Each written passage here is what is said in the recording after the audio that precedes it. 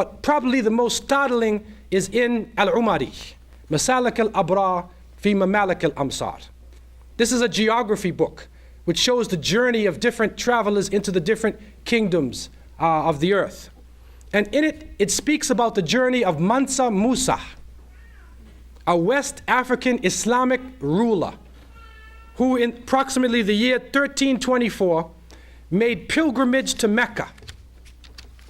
And Amir Mansa Musa carried with him 72,000 followers. Can you imagine this?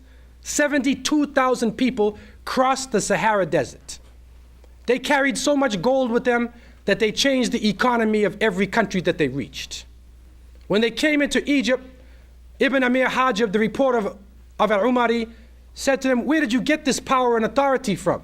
And he said, "I come from a lineage of kings in Mali. And my predecessor, Abu Bakr, went into the Atlantic with 2,000 ships and he never returned." These people are known as Mandinka, the Mande speaking.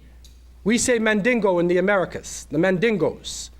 And they crossed from the Guinea coast of West Africa using the currents. And if you look at a map, you will see the closeness between the West African coast and Brazil. And the currents go right into it.